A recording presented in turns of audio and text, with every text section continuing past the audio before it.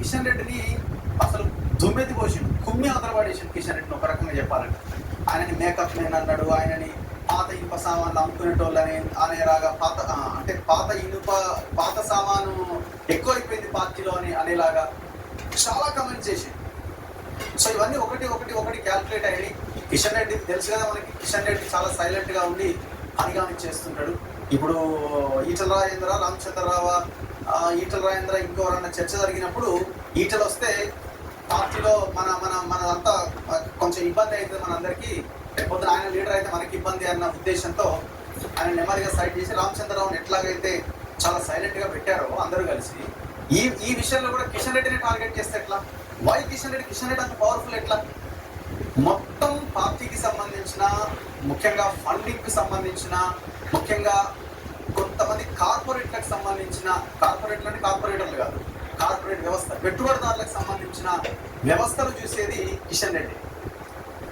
ఏ corporate తో మాట్లాడాలన్నా, ఏ పెట్టుబడిదారుతో మాట్లాడాలన్నా Kishan Reddy is king pin. ఆయనే మొత్తం వ్యవహారం నడిపిస్తారు. సో అట్లాంటి వ్యక్తిని భారతీయ జనతా పార్టీ ఎందుకు వదులుకుంటుంది? రాజాసింగ్ ఆయన మీదే ఆరోపణ చేస్తే పార్టీ ఎందుకు ఒప్పుకుంటుంది? సో ఇవన్నీ ఒకదాని ఇంకొకటి క్యాల్కులేట్ అయినాయి, ఒక్కొక్కటి యాడ్ అవుతూ వచ్చినాయి. అండ్ దట్టు ఇంకొకటి రాజాసింగ్ చేసిన ప్రధానమైన ఇది ఏంటి అంటే, ఇప్పుడు భారతీయ జనతా పార్టీ హిందుత్వ ఐడియాలజీతో పనిచేస్తున్నది. రాజాసింగ్ అంతకంటే దారుణమైన, భయంకరమైన హిందూ ఐడియాలజీతో ఆయన పనిచేస్తున్నాడు. మరి ఇద్దరు దగ్గరగా ఉండాలి కదా, రాజాసింగ్ వాడుకోవాలి కదా. బీజేపీ ఎట్లా చేస్తుంది? కూర్చొని మాట్లాడాలి కదా. రాజాసింగ్ హిందుత్వ ఐడియాలజీ బీజేపీ హిందుత్వ ఐడియాలజీకి మ్యాచ్ అయితే లేదు. రాజాసింగ్ ఏమో ప్యూర్ హిందుత్వ ఐడియాలజీ. రాజాసింగ్ ఎలక్షన్స్ ఉన్నాయా, ఇంకోటి ఉన్నాయా పట్టించుకోడు. రాజాసింగ్ అనేది గేమ్ కాదు.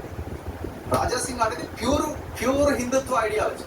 కానీ భారతీయ జనతా పార్టీ చేసేది, అది ఏ పార్టీ అయినా, ఏ ఐడియాలజీ అయినా, వాళ్ళు ఆడేది గేమ్, పొలిటికల్ గేమ్. ఆ పొలిటికల్ గేమ్ లో ఒకసారి వాదం బలంగా వినిపిస్తారు, ఒకసారి వాదం తగ్గుతుంది, ఇంకొకసారి ఆ వాదానికి వ్యతిరేకులైన వాళ్ళని కూడా కొంత వాళ్ళని కొంచెం అప్రైజ్ చేస్తూ వాళ్ళ గురించి మాట్లాడే పరిస్థితి కూడా రావచ్చు. ఫర్ ఎగ్జాంపుల్ హజ్ యాత్రకి నిధుల విడుదల కావచ్చు.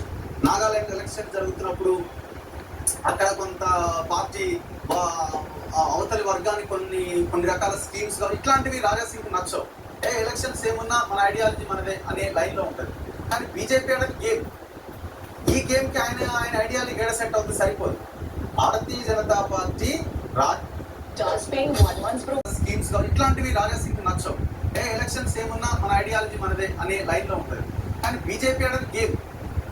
ఈ గేమ్ కి ఆయన ఐడియాలజీ గేడ సెట్ అవుతుంది, సరిపోదు. భారతీయ జనతా పార్టీ రాజాసింగ్ ని వాడుకుంటది.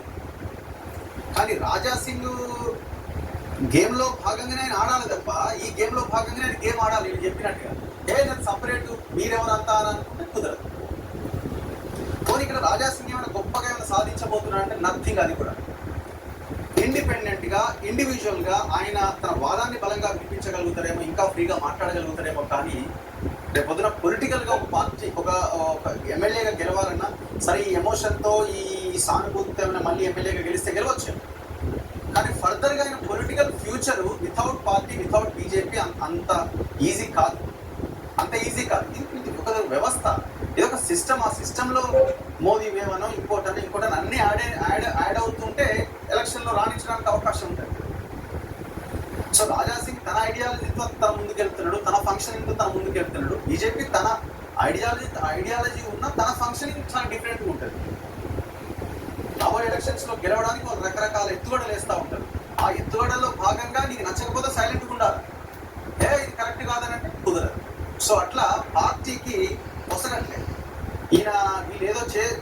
వీళ్ళు ఒక దగ్గర కొంత ఓవర్కమ్ అయ్యో లేకపోతే ఇంకో రకమైన వ్యవహారం నడిపించినప్పుడు అది ఆయనకి నచ్చినప్పుడు ఆయన సైలెంట్గా ఉండాలి. నచ్చకుండా పార్టీని లైన్ దాటి ఆయన మాట్లాడేసరికి వీళ్ళకి కోపం వస్తుంది. ఇది ఎప్పటికైనా ఇబ్బంది అనుకున్నది భారతీయ జనతా పార్టీ. ఆయన సస్పెండ్ చేసింది. సస్పెండ్ అంటే ఆయన చేసిన రాజీనామాని ఆమోదించేసి, గతంలో కూడా ఒక కేసులో ఆయన్ని సస్పెండ్ చేసింది పార్టీ, గతంలో కూడా.